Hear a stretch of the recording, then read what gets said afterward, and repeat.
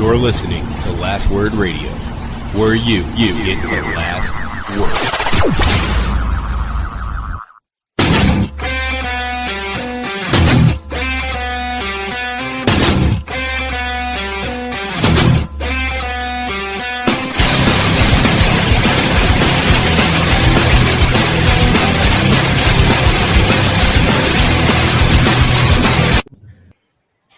Welcome, ladies and gentlemen, to another edition of Running Wild Podcast. I'm your co-host, Rich. Alongside me, as always, my co-host, Runz. Yes, sir. And as quickly as possible, I just want to remind you guys that you guys are listening to us in partnership with lastwordsports.com. You can find us also on the W2M network. You can email us directly at runningwildpodcast@gmail.com. You can find us on Twitter at runningwildlwos. You can find us anywhere you want to listen to podcasts, iTunes, Stitcher, Google Play Store, and you can find us on SoundCloud and YouTube as well. And you can follow me directly on Twitter at LWOSRich. Huh? That was not a little acknowledgement there for how quickly I got through that one. Like that might be the one that I clip now and forever use because there you go. That was essentially awesome.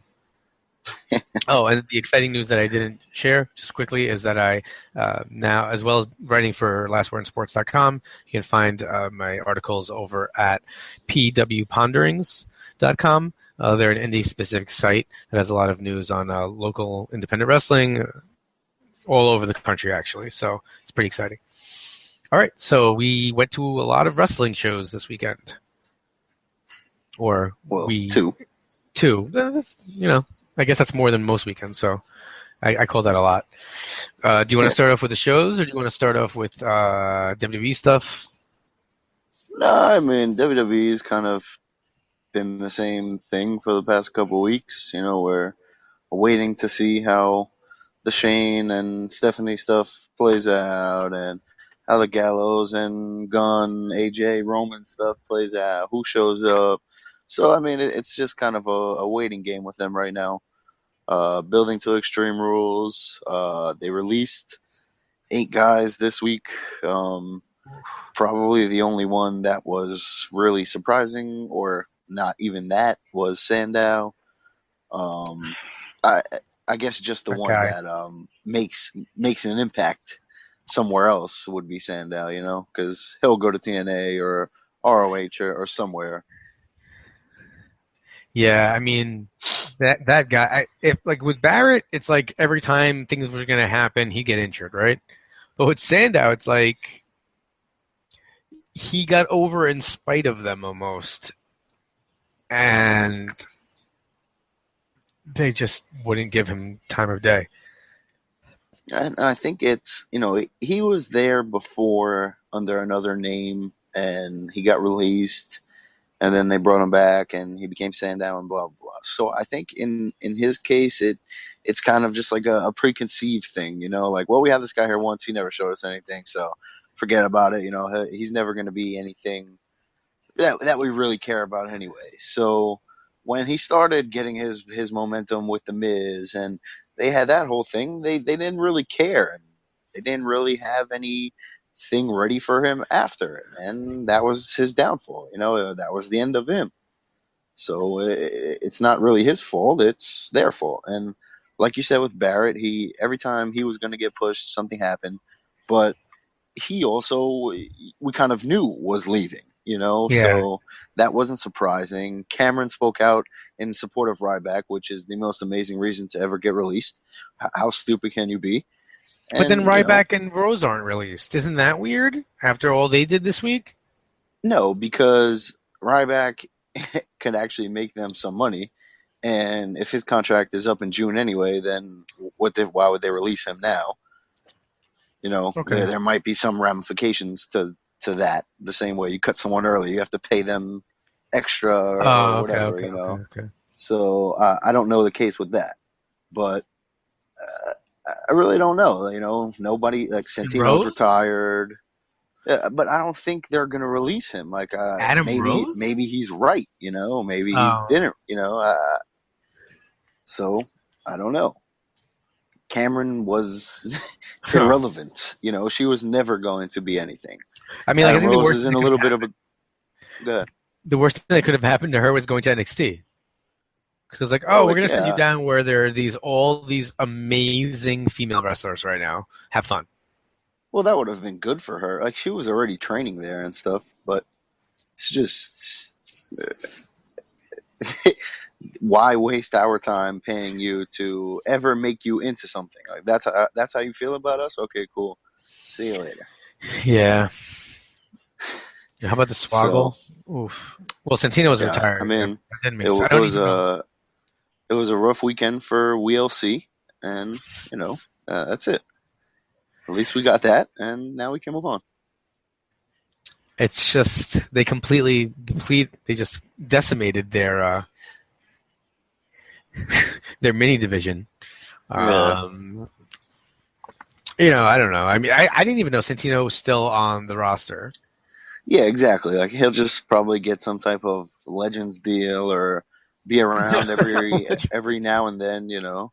Legends deal. I'm sorry. Well, it's not like a Legends deal like you're the greatest of all time. It's just we pay you to use your image and whenever we need you. Granted. It was just hearing you say it and then processing what it meant in a way was just, that's crazy.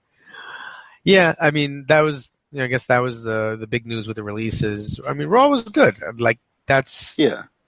But I didn't think Statwife actually really enjoyed the six-man tag. I mean, it was a very good episode of Raw, you know, from in the ring, storyline-wise, but there wasn't any real movement in those storylines. You know, it was just kind of, well, this is where we're going. Here's another little detail of that, and that's it. You know, Owens and Zayn kept fighting, and the Intercontinental stuff is still going on. So they're just kind of biding time to Extreme Rules, and then we'll get somewhere. When is Extreme Rules? Do you know? 2 weeks, I think. Okay. And today is the 7th, so it's 21st? I believe so, because they said it was 3 weeks from Payback, so should be around now. Maybe it's 3 weeks, I don't know. So that's May. What's June? Money in the Bank. Really? I believe. Then July is Great American Bash?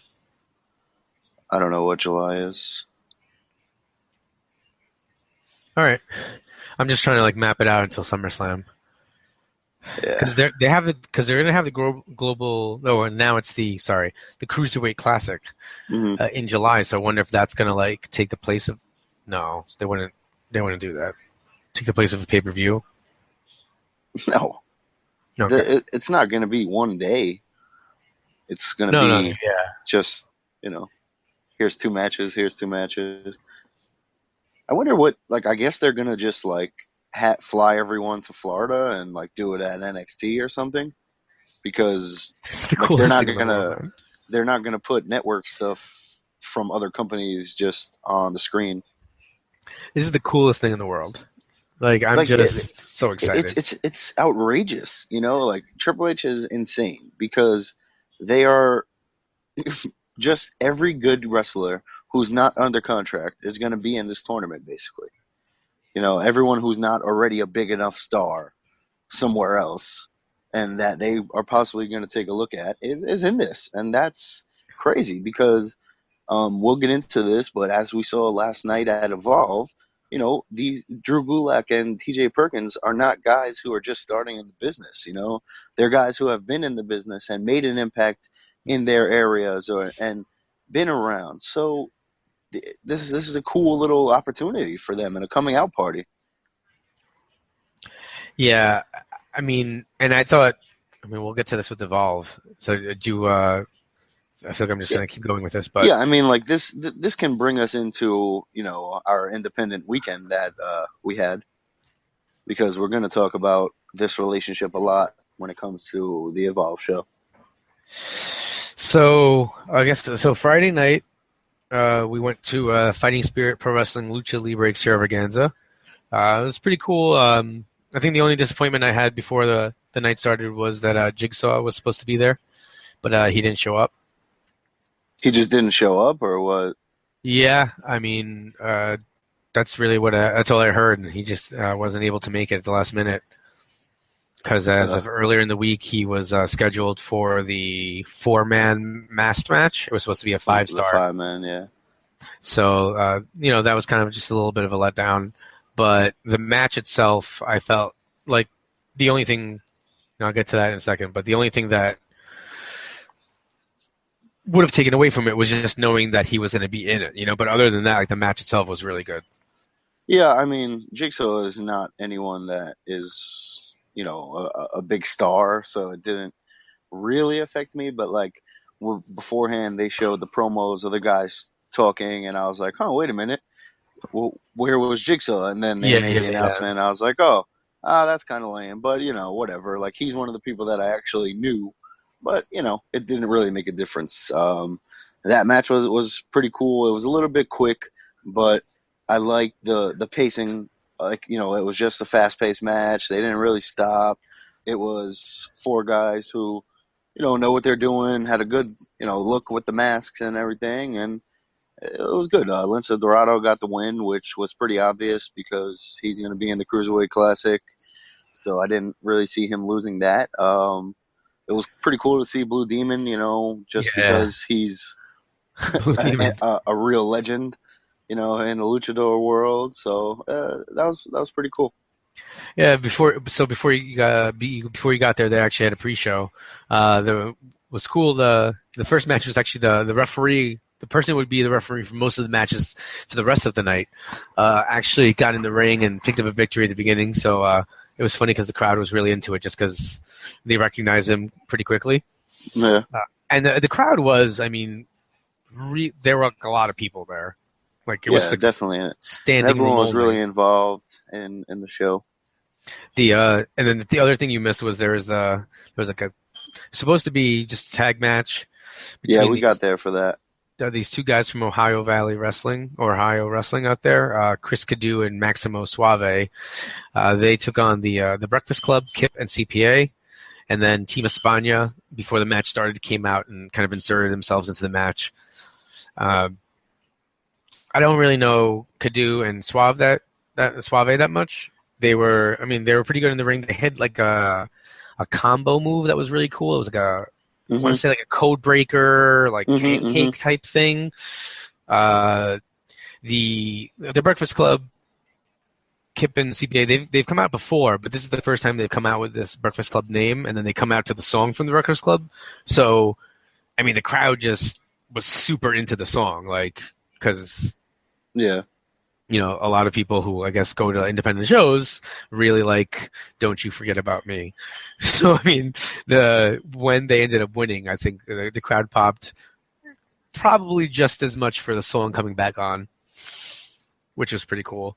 Yeah, definitely, because they weren't that vocal during the match. And then I thought the first match was really good. Nice way to start the evening. You had the elite athlete Mike Orlando. He came out with, I think her name is, she's the beauty queen, Anna Teresa, and he took on Maxwell Jacob Feinstein with Joe Bronson in his corner. Way to make sure you got that name right this time. Yeah, oh yeah. You guys will, so just as a little aside here, we've got some interviews that we're going to be sharing. This week, you'll actually be able to catch our interview with Brian Meyers, and you'll also be able to catch our interview with Johnny Gargano later on in the show. And then next week, we're going to have Maxwell Jacob Feinstein and Joe Bronson on as well. If you go over to our YouTube channel and you follow some links, you'll find some backstage interviews that the guys did over there. They actually asked me to stand by and record, so some of them are pretty funny. You should take a look. And if you want to hear the whole interview, though, you want to stick to our podcast. But plugging us aside, I agree with you that I really enjoyed that match. Feinstein is really presents himself well, and as that just cocky, arrogant, just dick, and it's perfect. He has Bronson is his muscle behind him, so whenever something happens, he steps behind him, and gets that cover, and Bronson plays off him very well. And I think they're one of the best acts in that company, and I've really enjoyed their work so far.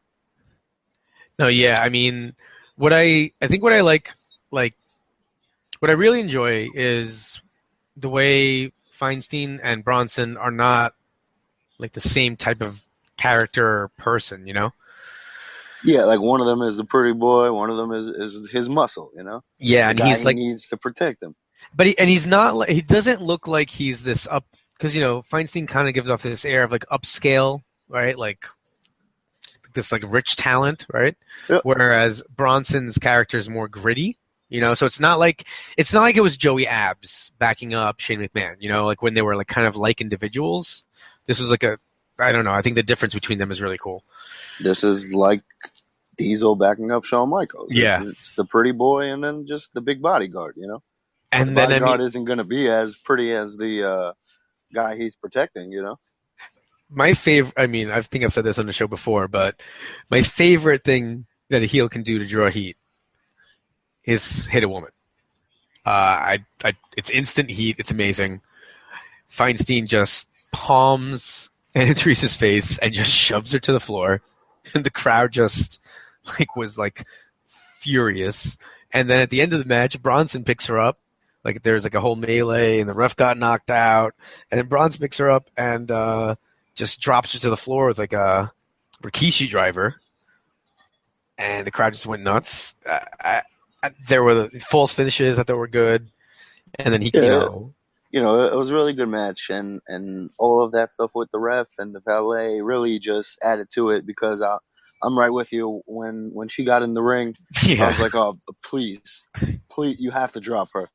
And then he hit her with the pile driver, the Rikishi driver, like you said, and it was awesome. I'm glad she was all right. They sold it very well, and everyone went home happy. So that was a good way to kick off the show.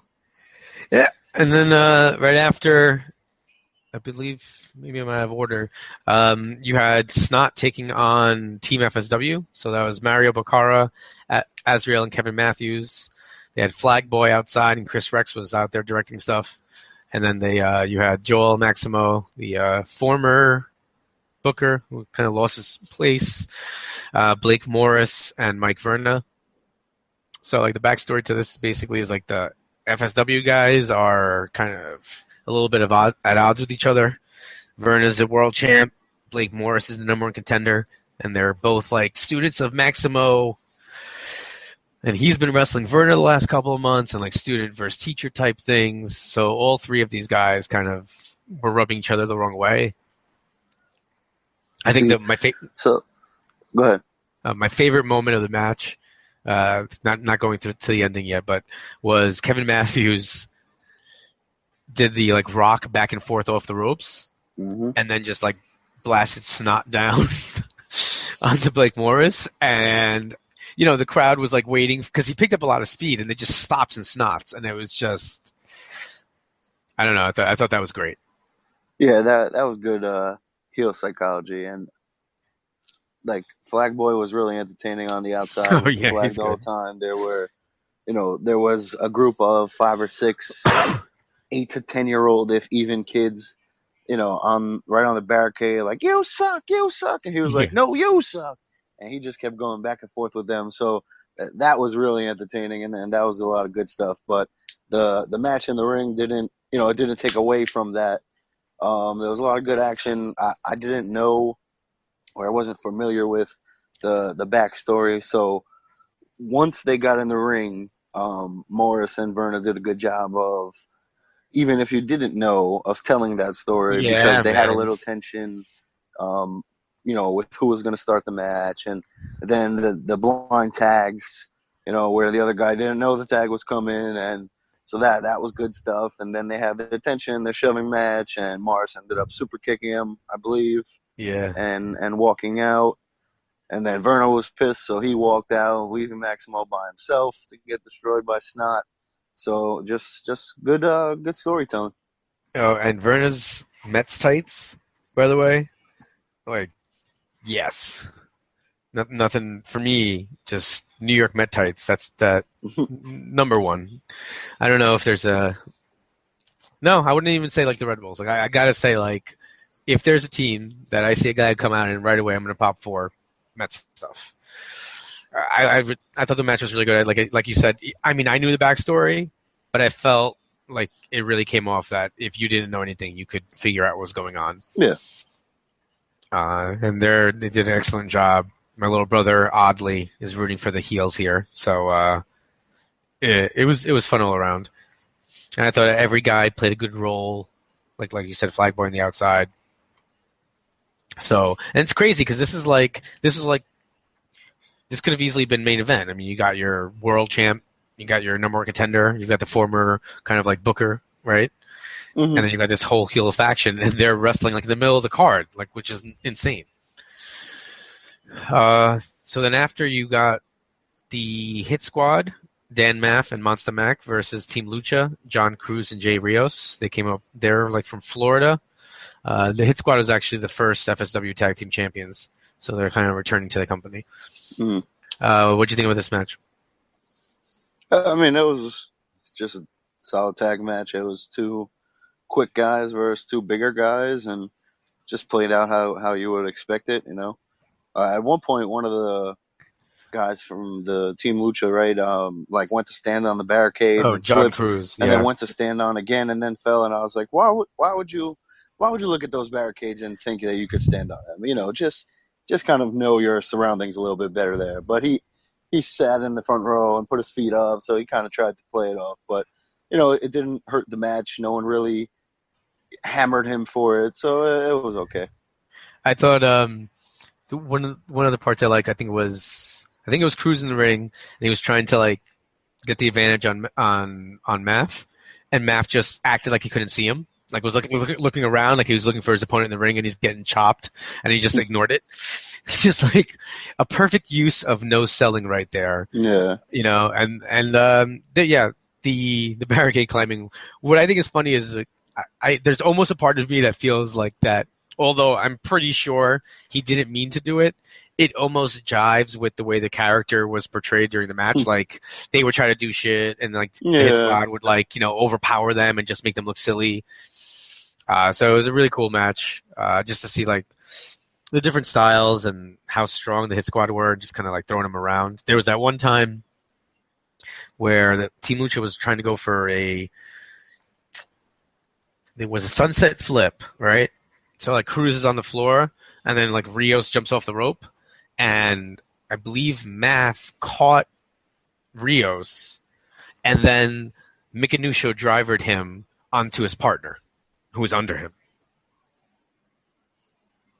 You remember? Did you see that? No, I don't remember that. It was just kind of sick. Oh yeah, and the cannonball in the corner, like he ended up using one of the guys, and just I don't know. I liked some of the spots in that match. Next we had Malta and Suntan, so like the biggest guys. They had some like pretty sick moves that they pulled off. There was the Death Valley driver on the apron, which is to me crazy, just crazy. That's the hardest part of the ring. I don't know why you would ever try that. And Suntan had a big dive to the floor that almost ended disastrously.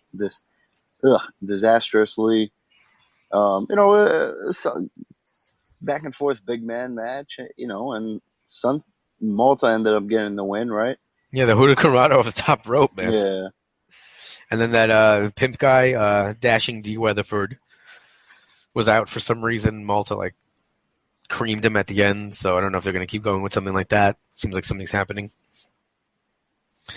We talked about the masked match. Then you had the Premier champion, AJ Spectre, with his girlfriend Mandy. He took on Senor Eric Martin.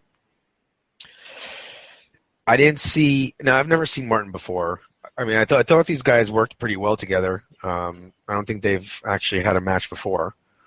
So they're kind of just both like pretty young guys, pretty fit. There was the Hike Vars body block spot where they both went for it at the same time, which I always love. Mm-hmm. And then Spectre almost lost, but Mandy put his foot on the rope, so it just good heel manager kind of stuff that I enjoy there. What was the guy who was wrestling's name? Senor Eric Martin. Okay, so it's Eric Martin, but his tights had two F's on them.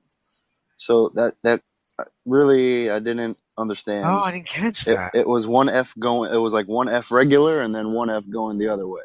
And I was trying to think, like trying to figure out his name. Didn't catch it, and I was really thrown off pretty much the entire match of why his tights used those letters. But Spectre is a solid like worker, like charisma wise, but he's like too skinny, and it like I'm like why would I believe that this guy is beating anyone up? But you know he plays his role well. He does a good job with the character. Mandy does a good job on the outside, getting people involved and you know getting people agitated. So they do a good job overall with their act. No, yeah, I mean, yeah, it is. It does feel sometimes like I could see myself going out and like doing what Spectre does. But I think that actually makes it a little bit more obnoxious that he's a tight. See, having the championship now and then having his girlfriend help him win, I think makes it a little bit more convincing. And frustrating, like, if you're rooting for the babyface in the match, right? Like, how can you not beat this guy? How is he undefeated? And he even has one of those, like, undefeated but got defeated, but he was wiped from the record type thing, which I always think is the best thing in the world.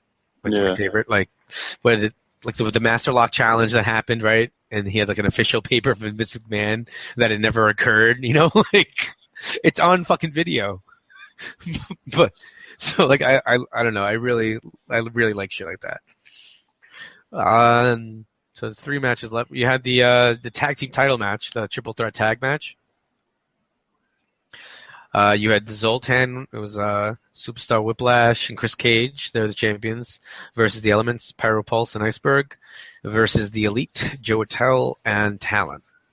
So this ended up being an elimination match, which I hadn't seen them do before. And I always understand that for time purposes you can't do this, but I always like what's it called? I'm sorry, I'm blanking. I always like an elimination match more than I like anything else. Yeah, I don't. I agree. I don't like when you have 9,000 teams and like. You just have one pinfall. Wins. Yeah, like I never, even in a regular like 3-dude triple threat match, like that always frustrated me. But that's just like it does work out. You can do a little bit more things, but like you said, time constraints is definitely a reason why we don't see it more often. But this was a solid match. The Zoltan was pretty cool. They did some good moves in there that I definitely enjoyed seeing. And they ended up getting the win. They eliminated the Elements first, and then Talon and Attell, and afterwards Talon grabbed the mic and basically gave his announcement of his leave from wrestling, which seemed to shock pretty much everyone, including his own partner. So I don't know if that's a storyline kind of a thing, or he's got some things he needs to take care of. Hopefully we'll see him again. Yep.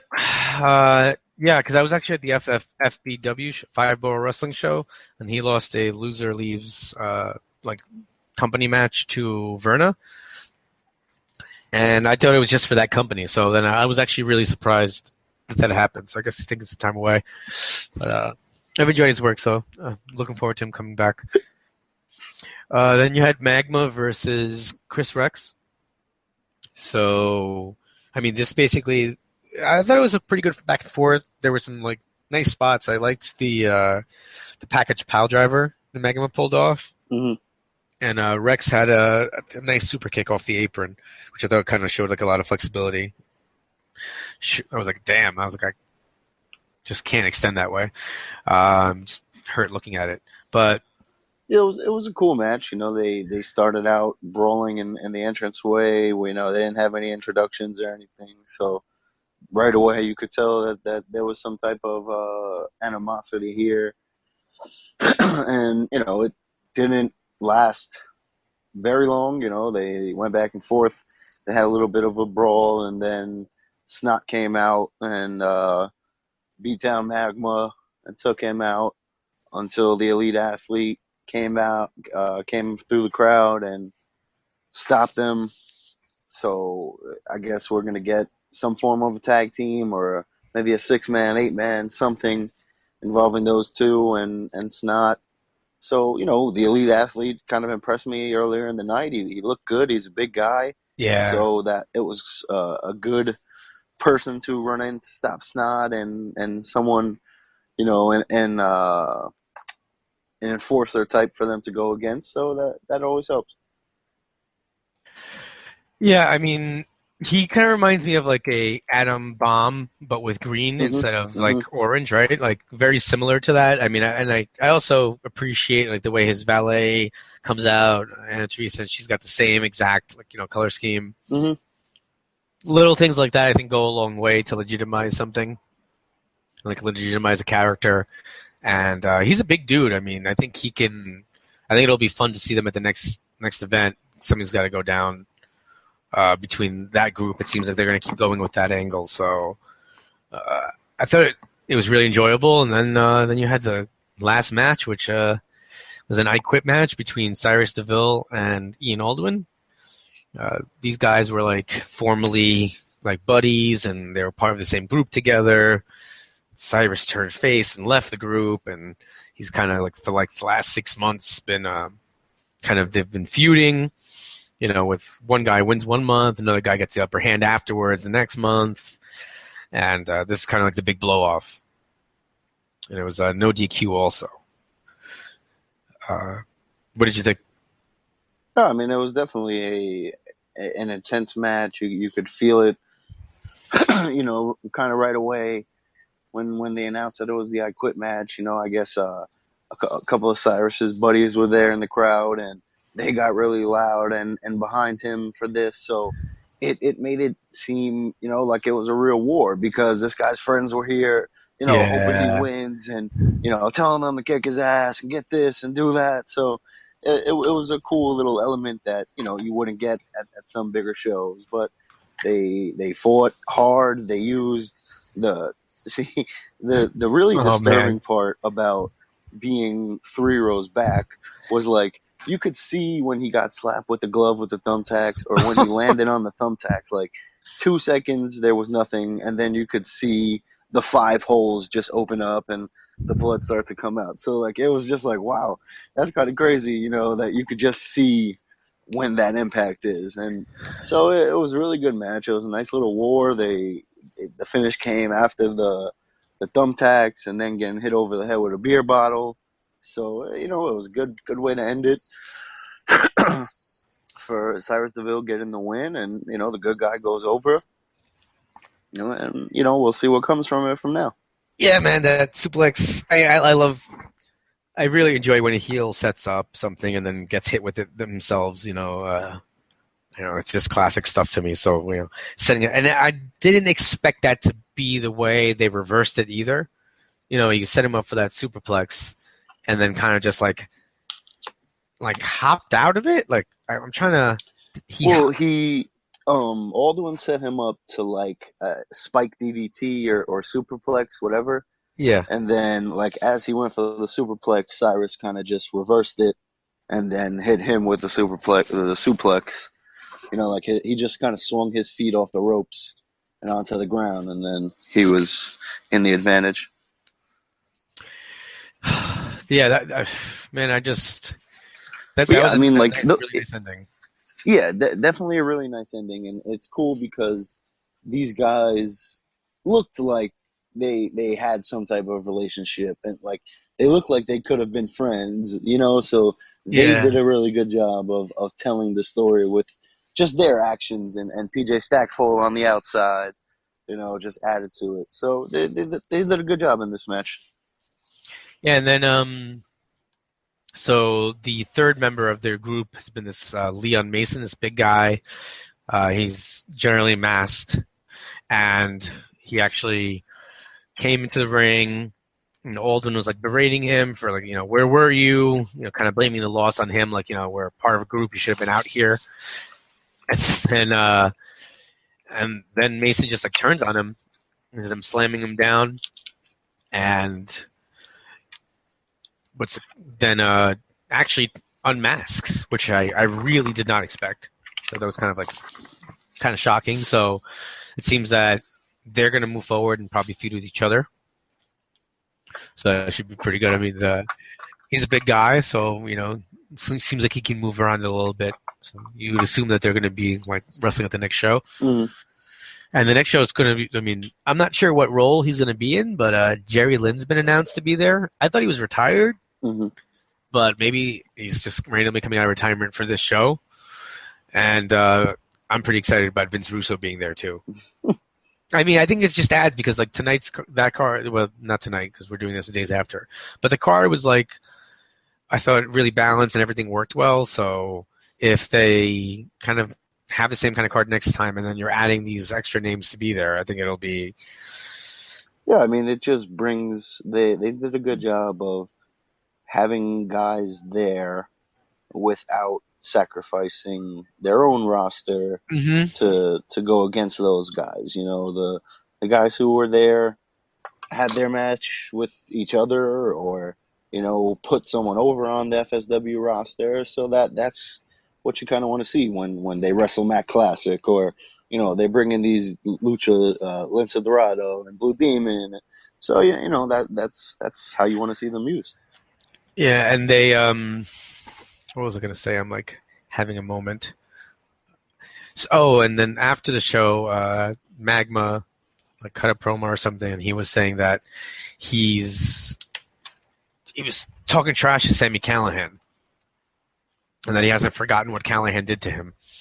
So, I don't know. You never know. Callihan could come because Callihan was part of Snot, and it's not like he left. He's just been like working other places. So maybe if he's done with his Lucha stuff, maybe he's coming over for a show. So it'll be pretty cool to see if he shows up. All right, and that wasn't the only show we went to. No, it most certainly was not. So we go to Evolve 61 over in Queens at a nightclub, which I thought was, when I first thought of it, like I thought it was going to be super weird and awkward. But wow, that was a really cool venue, man. I had no idea what to expect, with the nightclub. I feel like you should be saying this, but it's me. I asked one of my students who's in the 7th grade, what this nightclub was like because he's been there for wrestling. So he said, it was pretty nice. There's no like real bad seat or whatever. So I didn't know what to expect. I didn't really have any expectations, but the only thing that I was expecting was that Evolve is somewhat legit and this is going to be a really good wrestling show. Then when we showed up and we got kind of inside, you could see the ring and the video kind of Tron and the whatever you call that apparatus hanging above the middle with all the Trons around it. So I was kind of like, wow, this is kind of crazy. And there was like a couple, basically like a stage kind of surrounding everything on the floor. So really, really a cool setup and a really awesome environment to watch wrestling in.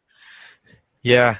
And, now that we've been to a couple of different shows, these independent shows, I never really processed how important the audio is to me. Just like hearing the guys' names clearly and things like that, and the music, and making sure you hear the music clearly because a lot of these Evolve guys have these ridiculous songs like the Bravado Brothers came out to the theme song from Beverly Hills Cop, like a remix version. They have real music, but they're like that they use. There was another guy, I forgot, I think it was Matt Riddle came out to a song that I was familiar with. But that's because, but it's the same thing that like ECW and ROH did. But until you get TV and pay-per-view, then that's when you can't do that stuff because you have to start paying rights fees. But until then, you don't have to pay anyone anything, so go ahead. So, Yeah, I I mean, guess that makes sense. it makes it better. It adds to it, gets you a little more like, oh man, I love this song. Who's this guy? But, I want to get your thoughts on the overall show first. But because after we left, I was talking to my friend EJ, who was with us at the show, and I was saying that this show felt like the most real wrestling show that I've ever been to.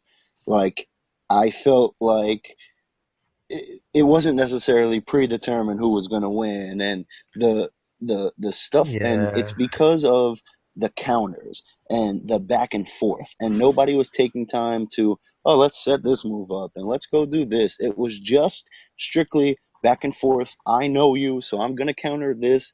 Here's what you're going to counter me, and they told excellent stories in the matches, and I just left feeling like, wow, this was pretty awesome. The atmosphere, the way the crowd was cheering for both guys, it felt like a fight instead of a predetermined wrestling show, and that was really cool. Yeah, everything about it was like really awesome. I mean, even there were a couple times where there was fan interaction with the guys in the ring. Yes, and it was always entertaining as hell. I mean, the best was when this one guy started chanting "same old shit" while Gargano was in the ring, and he just was answering it back, and then like the whole crowd turns and looks at the guy, and he's like, fuck this guy," which I just thought was just crazy intense. And I mean, for me, it was a little bit more fun because like I was rooting for Gulak, and you were rooting for Hot Sauce during that one match. So it was like fun because I felt like legit you were rooting for that guy, and I was legit rooting for Gulak. But either way, whoever would have won, it was like an awesome match. Exactly. We were able to pick a side during the match, but be happy when the other guy won. It wasn't, I like Gulak a lot. Yeah.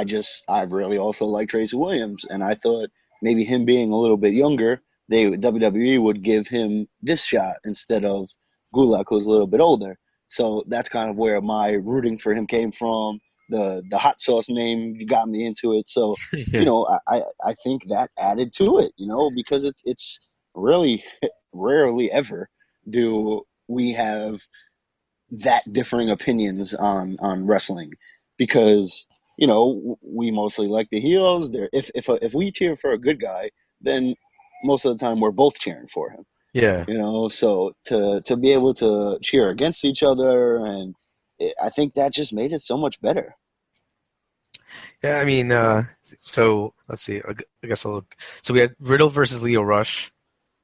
Really cool to see Lio Rush right there. I mean, top, ROH top prospect winner.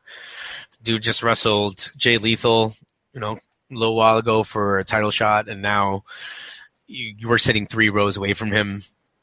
And I was really stoked to see Riddle. Like, oh man, he was really good. I've watched a couple of Evolve pay-per-views, and I think one of the first ones I watched was one of his earlier ones, and the crowd would shit on him. And he's a former UFC guy. He's just starting out wrestling, and he is freaking awesome. He's really good in the ring, and he's really believable because he's a former UFC guy, so he can really fuck you up. And, just his presentation, his, like, I don't give a fuck, I'm just here to fuck you up kind of a thing is really cool. And he's kind of a Brock Lesnar in Evolve, and that's always, whenever you can make me feel like this guy is legit, then you're doing something right. Yeah, I mean, he was really just effective. Then at the end, he ends up winning. Stokely Hathaway came out, Yeah. which I was really confused about. So this is the thing. He had Timothy Thatcher, I believe, is the Evolve champion. Okay. And so Riddle has the belt. I'm not sure why. And so like that's why he came out and just threw it in the air. Then he wiped his nuts with it afterwards. And So then he threw it. And then when he threw it, Stokely Hathaway came out, picked it up, and I was like, oh shit, I'll take this. And then he just left. Did Hathaway come out? Hathaway came out during the scroll match with the belt. He came out to get it there, and then he came out like he was the champion during the Marty Scurll promo. Okay, that makes a lot more sense. Because I was really confused when Hathaway came out later, and I was like, "What?" See, I thought I mentioned it to you when he did the first time because I saw him and I was like, "Oh shit!" He's coming out to get the belt. But so I thought I mentioned that, but even better that I didn't because then it was a little like, "What the hell?" when he came out later. Yeah, But yeah, I mean, really good back and forth match. Rush did some cool stuff. Riddle was again a cool clash of styles. The speed versus the power, always entertaining, and they did a hell of a job. Really, really made me a big fan of Riddle. Oh yeah, no, me too. I mean, at first, but it was funny because I guess sometimes I'm more apt to. There are times where if there's a heel I don't know, but a face I do know, I'll root for the face I do know. Yeah, of course. Right. Where if I knew both of them, I'd probably root for the heel. So, like, if I had known both of them going into it, I probably would have been, like, pulling for Riddle. But I really wanted Rush to win. So, and I didn't know who Riddle was at the time. So I was, like, actually, like, he was actually drawing heat from me. Like, I really did not like him, and I was, like, rooting against him. And then by the end, like, he ends up winning, and I saw how good he was. So, like, like, he made me laugh a couple of times with his brow. So, yeah. like, that stuff is funny and just good stuff. And it's so weird, but like okay, you watch Jimmy Simplify Snuka without shoes on for years, right? Think he's a tough guy. I see this guy coming out without shoes, and I'm like, this guy's a douche. Like, put some shoes on, like it's almost. It was so weird, like to be that close to the guy wrestling with no shoes, and like to see him standing on the top rope and like his toes. It was like, what the hell? Like, this is so strange. Yeah, man. Put some shoes on. God damn it. But again, adds to his legitimacy as the fighter and just really worked really, really well. And I think Matt Riddle is a guy that is being groomed like he's already signed by WWE type thing. You know what I mean? I could see that. Like, it's just like, hey, we are interested in potentially signing this guy, but he is just starting out. Have him under Evolve, get him in all this experience, have him as a featured guy, and then when he's ready enough, then we'll sign him. I think that's what they're doing with Riddle. And like, Evolve is a minor leagues for WWE's minor leagues. That is just outrageous to even think about. So then in that case, I want to know who feeds to Evolve, because I want to go there. It's just Gabe Sapolsky, man. You think about what that guy did with Ring of Honor when he was there and the talent that he found. And now that he's in Evolve, he hasn't lost a step because Evolve is basically this decade's Ring of Honor. They're the top independent names, and they're the quick pace and the good wrestling and minimum like big storyline. That's what Evolve is right now, and they put on a hell of a show with that. I agree. You had the Bravados come out. So and they wrestled Ethan Page and Chris Dickinson, right? Yeah. Have you ever seen the Bravados? No, that was the first time I ever seen them. So years ago, they used to be in ROH, and they used to wrestle in strictly like Argyle trunks, and they came out in sweater vests, and everything was like, oh, this is for our grandma, and they were like those kind of dorky, annoying heels. And I could not stand them. I was like, yo, these guys are horrible. Like, this is just terrible. And so now to see them however many years later was kind of like, oh shit, this is what these guys look like now. They're actually pretty good. Yeah, I thought the one guy with the goatee, is that Lancelot? No, that's Harlem. Oh, what is his name? Harlem. Yeah, he... Like, all right, so bad. Good tag team match, especially when Dickinson and Page are not a tag team. So Yeah. the Bravados got the win. They have a really pretty awesome finisher, where Oh Harlem man. holds him up in the like crucifix position, and Lancelot like glides over him and then finishes in a flat line. So it Correct. was like, what the hell? Where did that come from, and why has no one ever done that? Yeah, Really cool. oh my god. And then they were awesome when they were cutting the promo afterwards, and the crowd was chanting "You suck" or booing, and they were like, "Oh, don't boo those guys. They put up a hell of a fight. Don't do that." They're And so good. then like somebody came out to confront them, and they beat him down. And the crowd was chanting "You still suck," and he started pointing at the guy doing "You still suck." Like, just stuff like that is brilliant. Just deflecting that heat and really really good job. I'm glad to see where the Bravados are now, that they've grown so much and made me enjoy their work when I didn't 5, 6, 7 years ago, however long that was. Yeah, I mean, for me, it was cool to see Dickinson. I'd seen him at the Fireborough Wrestling Show like the week before, so and he worked as a heel.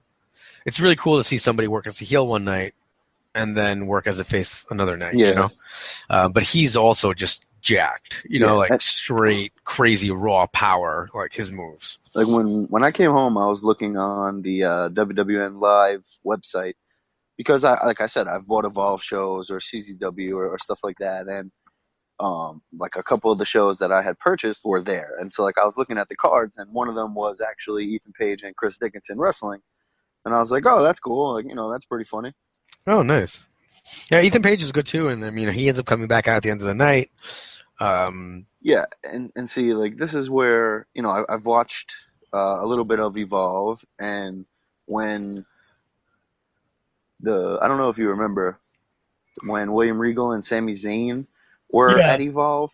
Ethan Page is who had the angle with Sami Zayn that they were supposed to have a match at some point or whatever, and then I think Sami got hurt, and obviously now he's on the main roster, so that's what happened. But Ethan Page is definitely somebody who is a featured performer on that show. Yeah. And obviously we saw that later on, but we'll get there. Then we had the first of two Cruiserweight Classic qualifiers. It's a tongue twister. You had TJP, and he ended up taking on Fred Yehi. And just before this, the ring announcer came out and said, please don't curse and all that. And the reasoning for him saying that was, you don't want to take eyes off these guys, and you don't want to make WWE or whoever have to edit this and only show a couple of moves or whatever.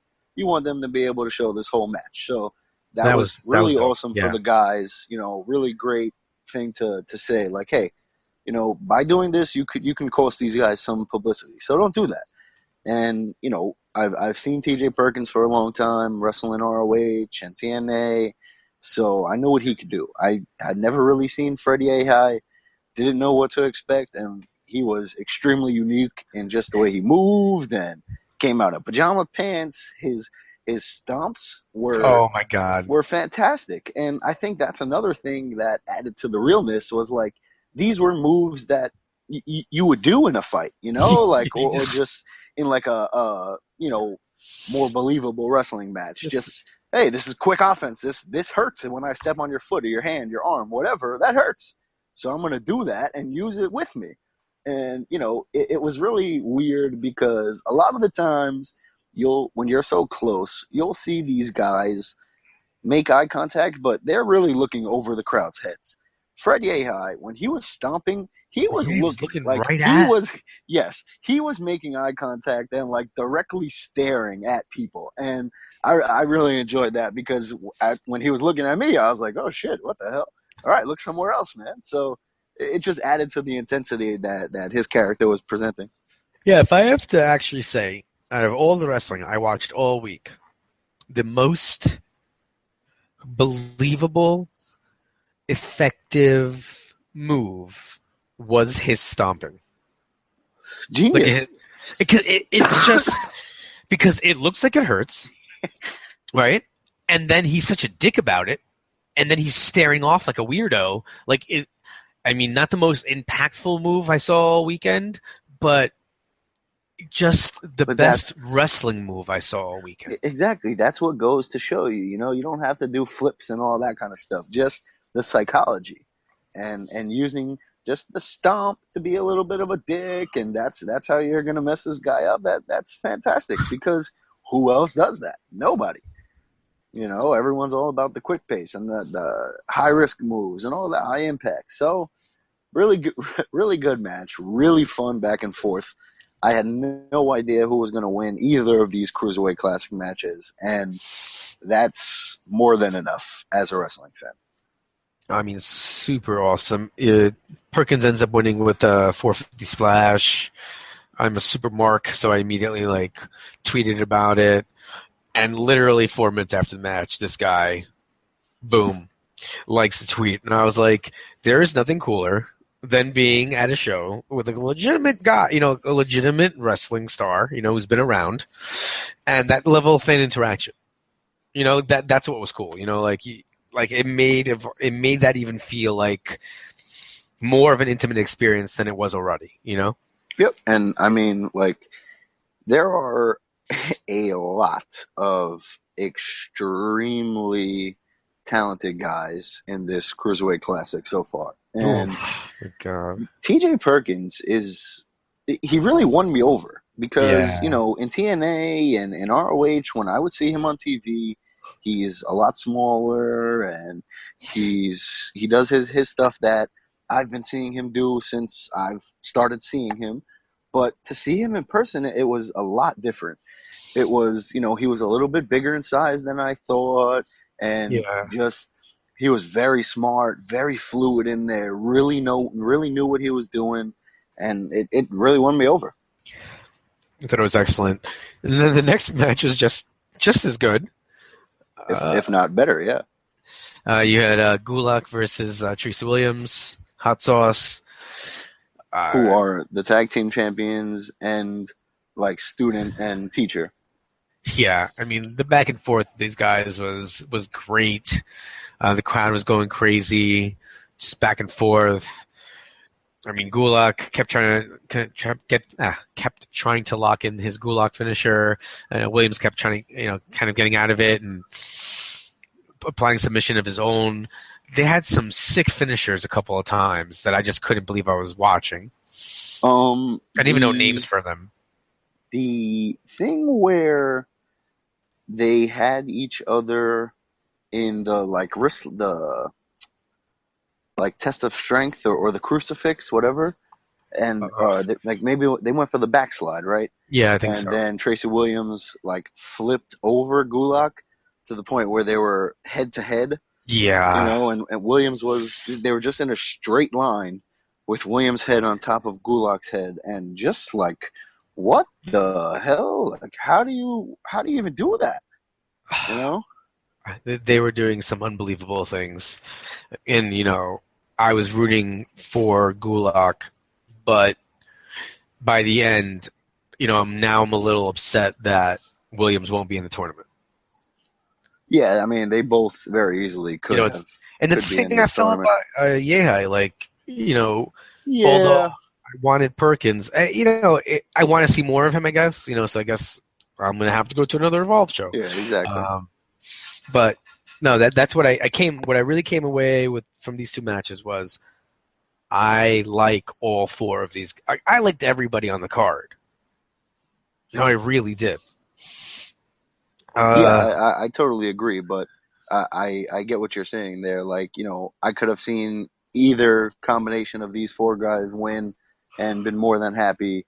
I'm definitely a bigger fan of Williams and Yehai than I was going into it, So, yeah, they did a great job there and on both accounts. And, TJP and Gulak, two veterans who got these wins and are heading to the Cruiserweight Classic. So, good for them, and it'll be very interesting to see what actually comes out of this.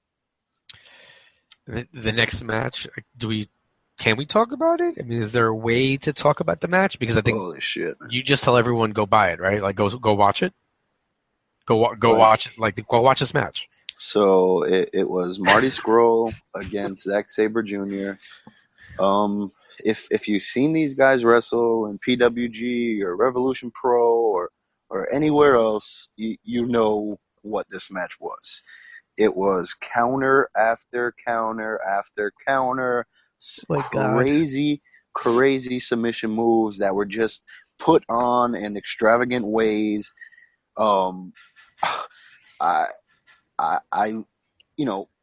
I've heard about these guys for a couple of years now, and when you asked me to go to the show, I was like, holy shit, these two guys are wrestling each other? Yes. So then from that time on, I went out of my way to watch Revolution Pro and watch their match in PWG just to, and watch them wrestle other guys so that I got a good taste of these guys' characters and who they are and whatever. And they are awesome, like really, really good. And it's not just the British technical wrestling; it's their characters and the charisma.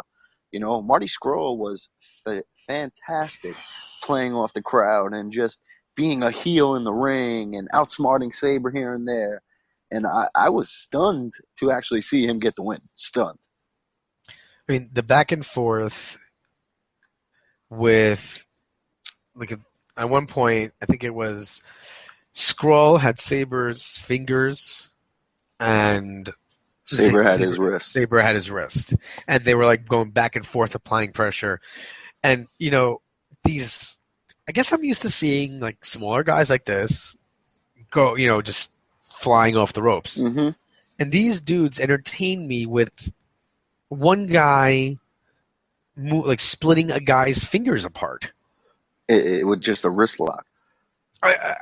Unbelievable. And the spot where Scurll had his fingers, told everyone to be quiet, and then somehow, I don't know how, what did they sound do? like his fingers broke was fantastic. Like, my goodness. Everyone in the arena was like, oh! But it sounded like he broke his fingers, bro. It really, he made the perfect sound to make it, fantastic job.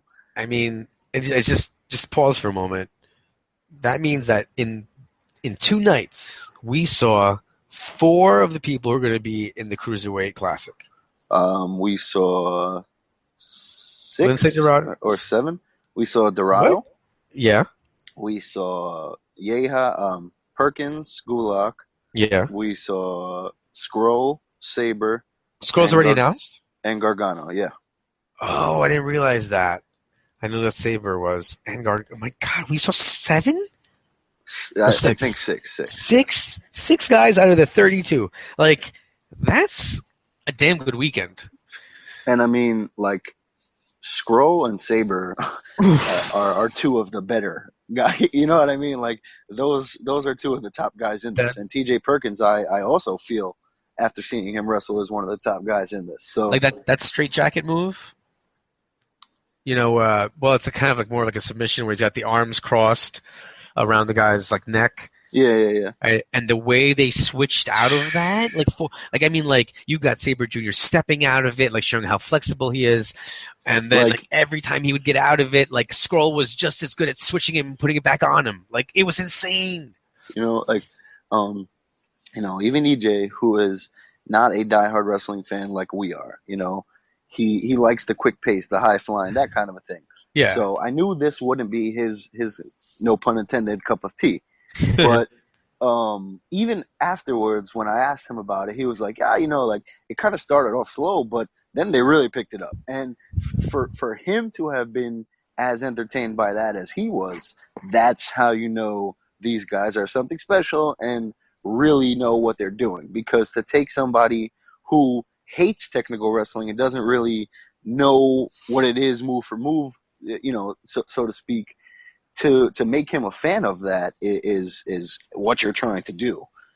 Guys like us, it's easy to win over because we know what to expect, so we're not going to be as bored by it, you know, when it can very easily get boring, because there are times that we do get bored by that. I don't always want to watch that type of wrestling, but wow, just go out of your way to see these guys wrestle. You know, if you can catch this Evolve show, do it. If not, find somewhere else where they wrestle. Pay attention to them.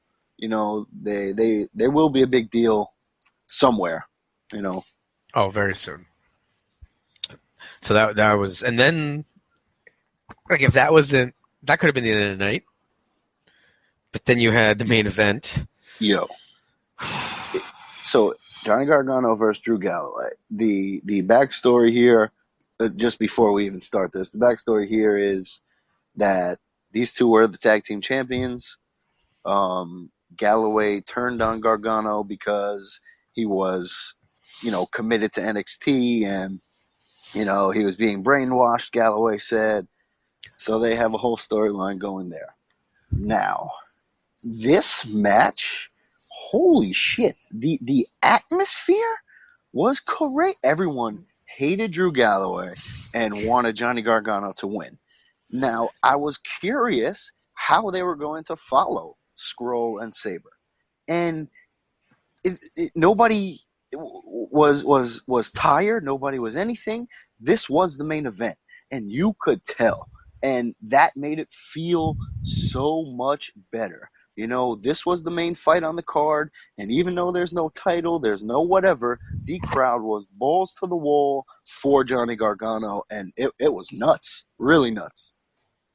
Oh, man. I mean, so just like, so when we got there, we were like thinking about trying to get Johnny to do a short interview with us. And, you know, guy was pretty cool at the beginning, you know, said he'd talk to us later. So I'm not going to lie, going in definitely as a mark, you know, like really like Gargano, like his work on NXT. So, you know, going into the main event now, Gargano, I stood next to him and spoke to him. You know, we're generally kind of like the same. I mean, he's obviously in shape. Yes. You know, much more muscular than I am. But we're like about the same height, you know? So, like, I always get like, I'm always going to mark out for somebody who's like about my height. But then Galloway comes out. Oh, my God.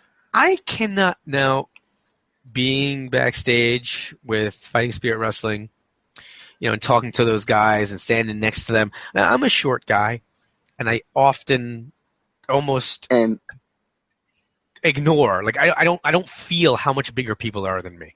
Because of the muscles. But also, think of, at FSW, who the one guy is who feels bigger than everyone else. And then continue with your statement. Because that one guy is the guy who's been to WWE, right? Yeah. You know, Kevin Matthews is head and shoulders above, and it's not just height-wise. It's a build. There's a certain house-type build to these guys. Yeah. I mean, Drew Galloway. Holy, Like, I legitimately, and, you know, he's coming out as, like, this evil heel, right? This angry heel. Legitimately would run if, like, that dude looked at me the wrong way. Yeah, like, you know, and it's not like we've probably seen him in person a bunch of times. We've watched him on TV a bunch of times. 100%. But, like, he was never seemed this large. And, you know, yes, Gargano was smaller, but it was when Gargano wasn't even in the ring. No, it was just it was just him. And it was like, holy shit, man. This guy is so much bigger than everyone else I've seen here tonight. And then, you know, we'll get to the finish, but when EC3 came out, he was the same way. So, you know, you just have to be a certain size to really be the star, you know, in that wrestling company. And it's funny because, you know, I think you pointed out EC3 to me over in the corner. And I remember a couple times during the match, like, just looking, being like, yo, bro, that dude is huge. Like, he's across the room. Yeah. He's across the room. And I'm thinking in my head, he's got to do something because, like, you can't have that dude, that's this giant, jacked dude in the corner, not do something on the show. Like, he's Not that he's just a big dude. I mean, like, he is the man in TNA, you know? Yeah. And, I mean, the match was great. I mean, we told you earlier about the fan. There were these lights, like, by the top, so it was great because, like, the fans would yell out, like, watch out for the lights. And Galloway's like, almost so big that he almost hit them. The 3MB chant's okay, like. I mean, I was doing it because, usually I do not like when that is done. But because of the storyline being that Galloway failed in WWE and he doesn't like Gargano there, and Galloway's just overall smugness towards the fans, it's like, okay, I'm doing this to mess with you now. You're not being a smart, you're teasing him. Exactly. I'm playing off his storyline. Okay. And even in the match, Gargano at one point was like, I'm a one-man band, baby. And yes, that's Heath Slater, but I got the point. So this was a great match, really good story with these guys. The bigger guy beating down Gargano, the majority of the time, Gargano getting in his stuff, coming back. And then when Gargano locked in the crossface, you could see EC3 like looking and then going down the steps, and then just like for a second I was like, okay, like music or something. So I looked away from the curtain, and then there he was, like, in the ring, and I was like, damn it, I didn't think he was just gonna run right out. I thought he would have like another second, whatever. So that was cool. Like, you could see that coming, but whatever. I mean, I don't want to make. All right, so this was amazing. To see EC3 that close and just, well, I mean, I went to TNA, but he, because of his size and the storyline, he felt larger than life there. Yeah, man. So the promo was just wow. Like, we witnessed something yesterday that's kind of crazy. Like, do you realize that WWE is feuding with TNA in Evolve? Like Johnny Gargano is a WWE contracted wrestler. TJ Perkins is in the series. Gulak is in the series. I wouldn't be surprised if Ethan Page is another one of those guys like Riddle, because he can talk on the microphone and he's a big guy. You're having WWE's guys wrestle guys who are under contract in TNA somehow. Does this mean like that Galloway and EC3 might have a chance in WWE again? Like, is WWE booking EC3 like through Evolve? You know what I mean? Or is this strictly an Evolve TNA type thing? Is WWE saying, hey, get EC3 involved, we want to keep an eye on him, type of a thing? Like, how much are they in a relationship with Evolve? Wow, I don't even.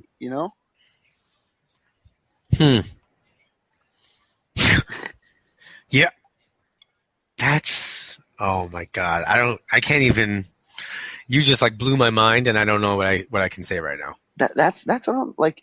I realized when we went home, like, what we just watched is outrageous. This company has a working relationship clearly with TNA and quite obviously WWE. So how is that happening? How are they coexisting? TNA's whole roster isn't on Evolve. It's Galloway, who's the man, and that was one of the first places he went when he left WWE. And that was before the relationship. And now EC3 after the relationship. Two guys who after WWE have probably made one of the bigger names for themselves strictly in the United States and in another company on television. So there's got to be a reason. I can't even. I don't know, but they wouldn't directly work with them, would they? I mean, just think about WWE. Johnny Gargano is working for NXT.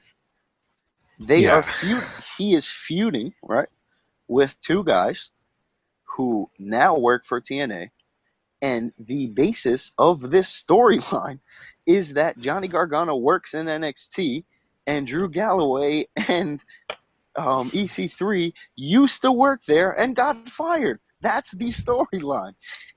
Like, they are feuding with each other over WWE. I mean, this is crazy. But like TNA, I don't think it's endorsed by either of them. I feel like Gabe just has his, like, when they're with me, I can do stuff. Maybe, but the storyline involves WWE, and I don't know that any of this goes down on pay-per-view, on internet pay-per-view, without either of, or at least WWE's consent.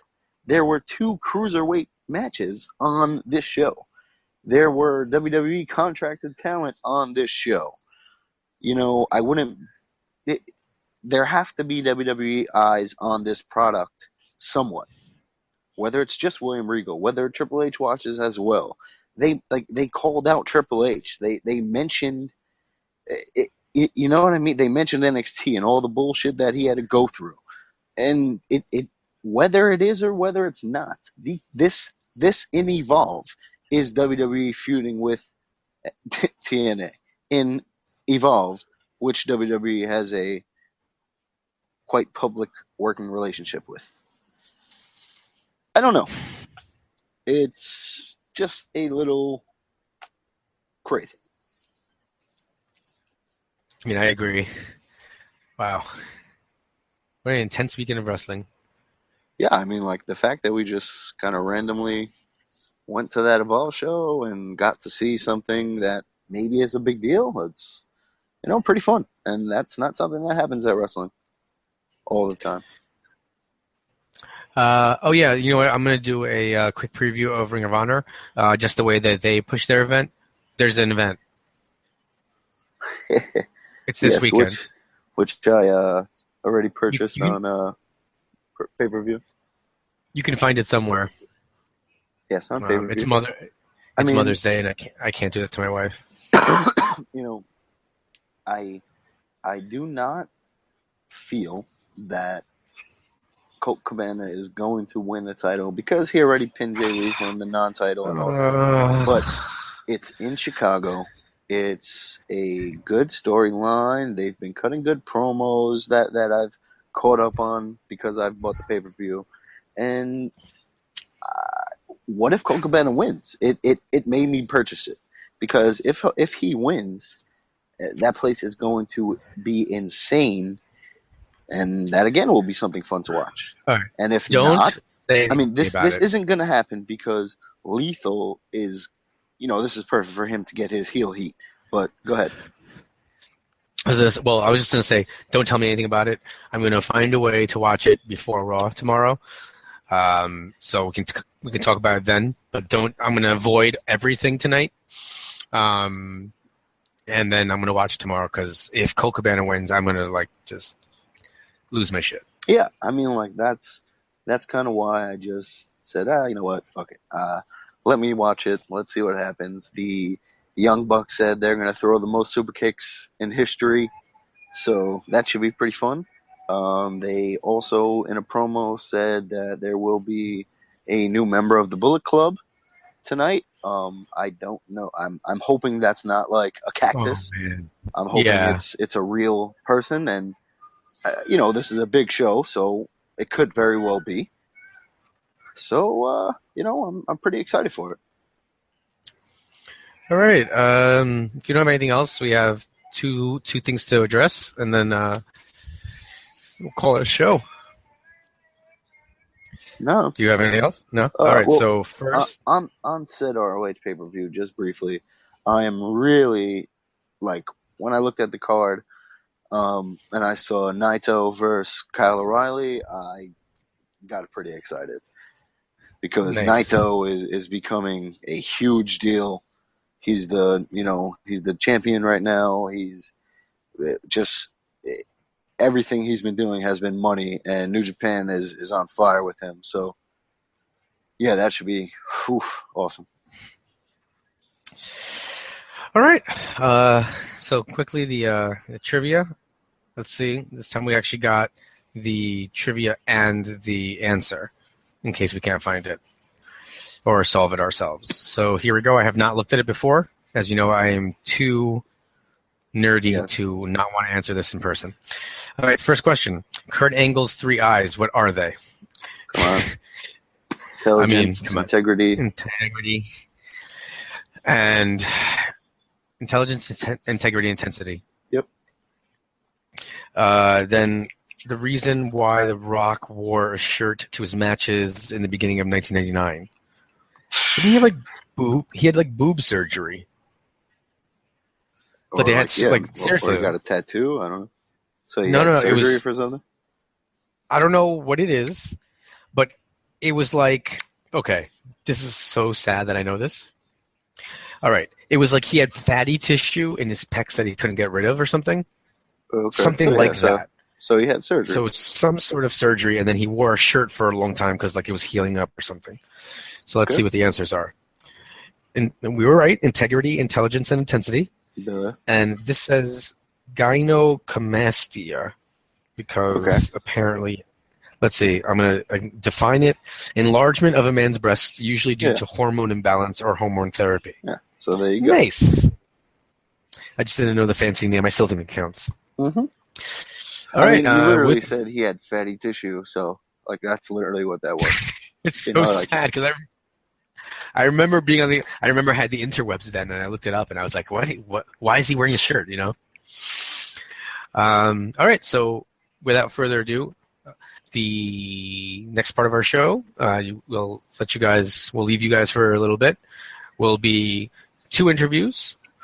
First off, I just want to kind of go into this. Thank Brian Meyers.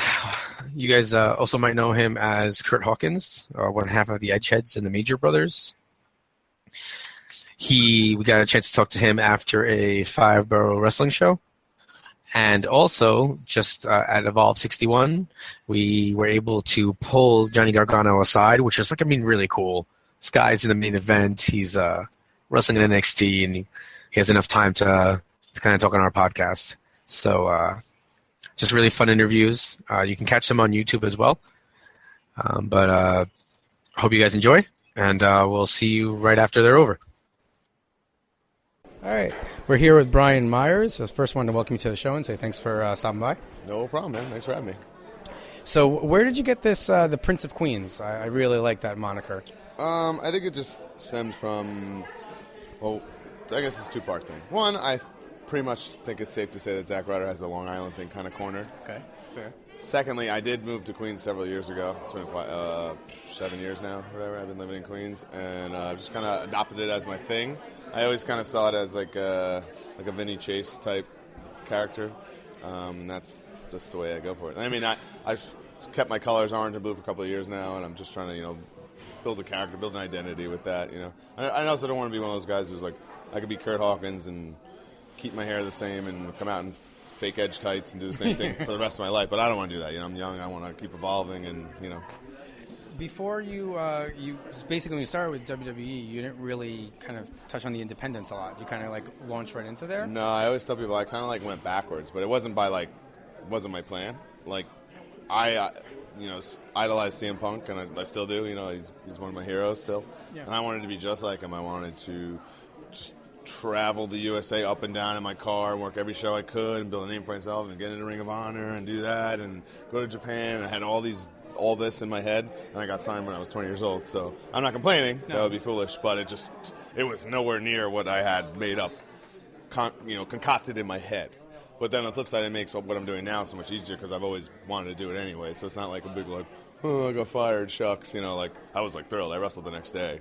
So where I've seen you at a couple of New York shows. I know that you're wrestling with WrestlePro. That's also in Rahway. Yep. Are you branching out to other states? Are you going cross country at all? I've done a tour of Europe where I wrestled all over the European promotions, and they're doing great right now. They're booming. So I'm thrilled doing that. I went to Germany. I've done a lot with Global Force Wrestling. I did a couple things with TNA, even won their tag team titles. So it's been like a whirlwind, you know? And all while still going to different independents all over the country, you know, flying here or there, driving, whatever it takes, you know. So I've been doing a lot. What's the coolest place you think you've wrestled since you've left WWE? Or even when you were there, like the coolest just arena or like city that you were in. I always loved going to Chicago because the fans were so adamant, you know. That was one of my favorite places to go to. The nicest looking place, I wrestled in like Singapore and New Zealand. They were like really cool places to be in. And I'm thinking like, wow, this is pretty. I'm wrestling here, you know. Wow, that kind of thing. It was a different vibe, you know. That's about it. Philly's fun because the same reason. Same reason as Chicago. Yeah, I'll always be sentimental in New York, but that doesn't need to be said, I guess.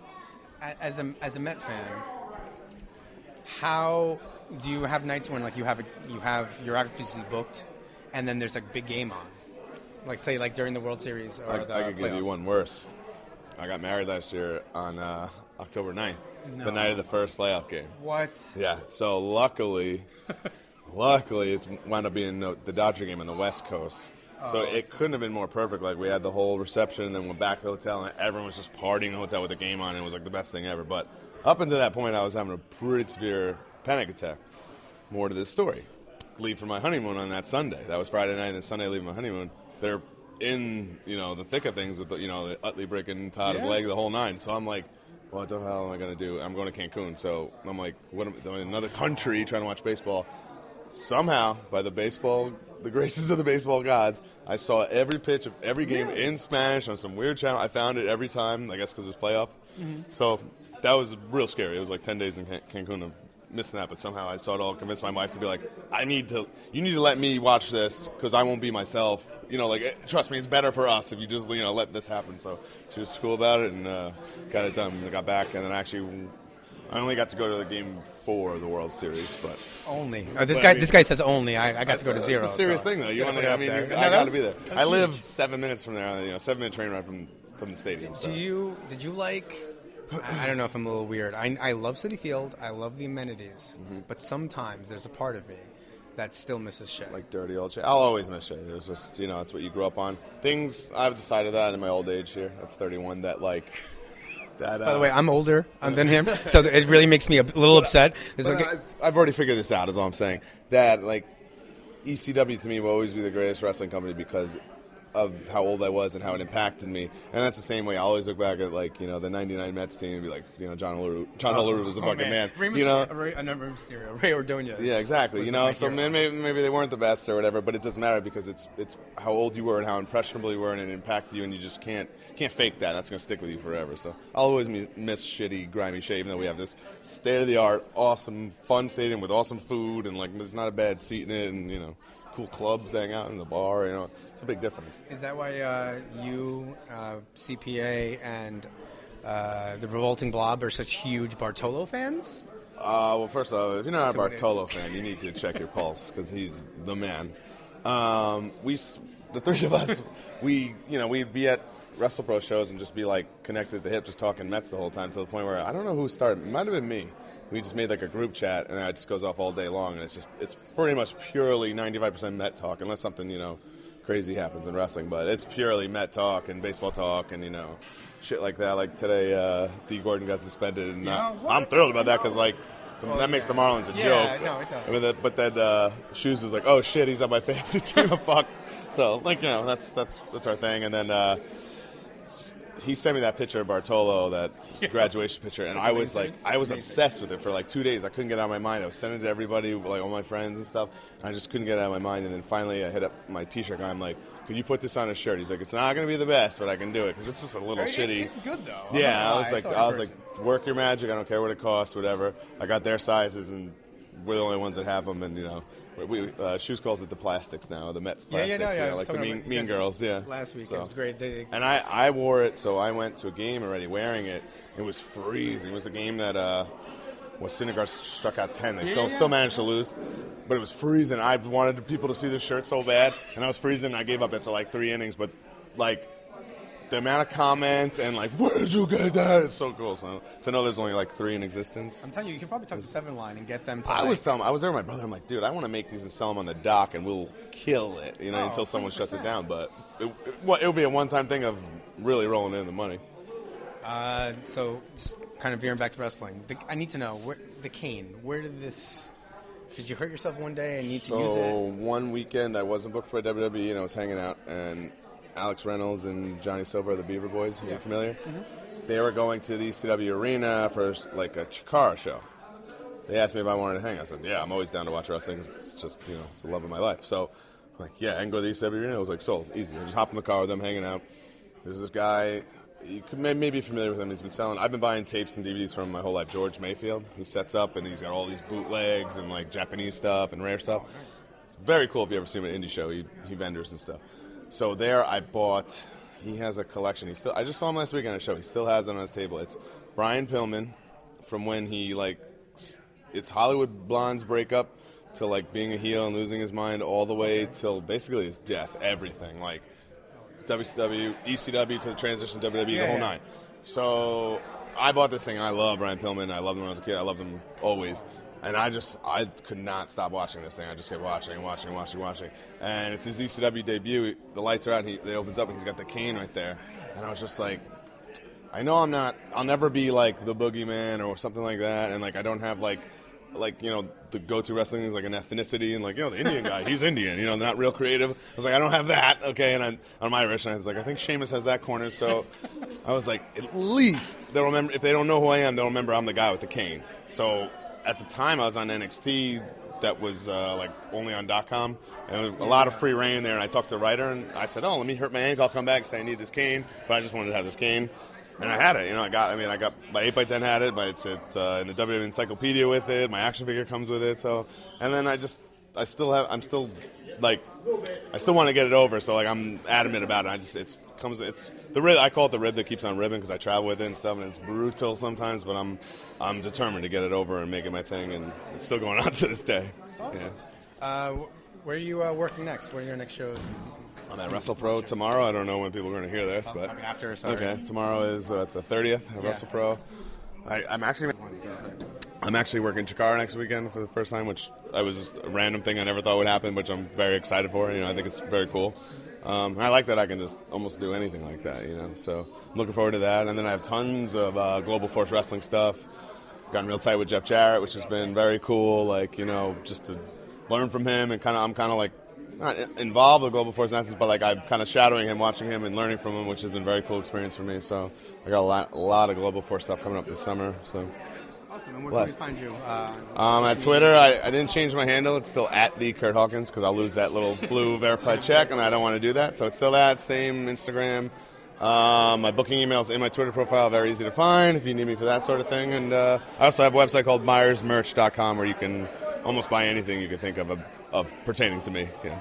Fantastic. Cool. All right, let's go Mets before you close off. Let's go Mets. By the way, they have 13 runs tonight? Did you see? Crazy. And now what's funny?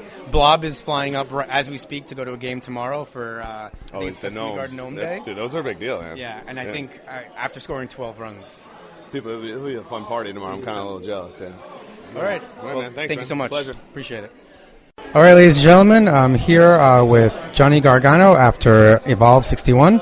Johnny, thanks for joining us. No problem, man. Thanks for having me. All right, so what do you guys, at the end of the night, you had Drew Galloway and EC3 come out and attack you guys and kind of call you out on kind of being sellouts because you've been on NXT and kind of working with WWE. What are your thoughts on that? I think that's a very old way of thinking. I think back in the day when a guy would move on to a bigger company, they'd chant, "You sold out," and whatnot. But I think nowadays, fans are happy for guys because they realize how hard we work. Me, I've been doing this for over 10 years. TJP's been doing this for longer than I have. Drew Gulak's been doing this for forever. So we've been doing this for so long. I think fans realize and respect the fact that we can go on and we can make money and get a bigger audience and do things like that. So I think fans are genuinely just excited about that opportunity for us. What do you enjoy? I know you've worked in front of larger crowds. Yes. Today here in Queens, the show's a little smaller, but the crowd is just as raucous. What do you enjoy more, the smaller, like intimate crowds, or bigger arenas? I like both, man. Big arenas are always fun because it's an opportunity you don't get to do very often. But I love the smaller, intimate atmosphere because I grew up an independent wrestling fan. I am an independent wrestling fan, so to be able to do that and kind of have a small, intimate show, I also love that as well. So especially with my current deal, it's the best of both worlds. So. All right, Johnny. Just looking forward, what are some of your short-term goals in terms of your career? Short-term goals, I want to be, just keep doing what I'm doing, keep being as successful as I can be, and just keep breaking down barriers, man. 2016 is a crazy time, and I think anything is possible. As you've seen tonight, anything is possible. So I'm excited to see what the future holds. All right, this is something that we've been doing on our podcast whenever we're interviewing someone. What's your favorite baseball team? Cleveland Indians. Oh, Indians fan. I'm from Cleveland. I'm Cleveland sports till the day I die. Come on. So unfortunately. Major League's your favorite movie? Oh, yeah. One of them, yeah. Right. They win in it, so yeah, of course. I think that's the only time it happens, right? Yeah, always, yeah. All right, Johnny, thank you for your time. Appreciate Thanks, it. Dude. All right, take care. Appreciate it. Thanks, dude. Thanks so much. All right, welcome back, ladies and gentlemen. Once again, just want to send a word of thanks out there to Brian Meyers, and also a word of thanks to Jenny Gargano for taking time out of their busy days after grueling shows to spend a little time to come up on the podcast. You guys can check out the video, like we said before, also on YouTube.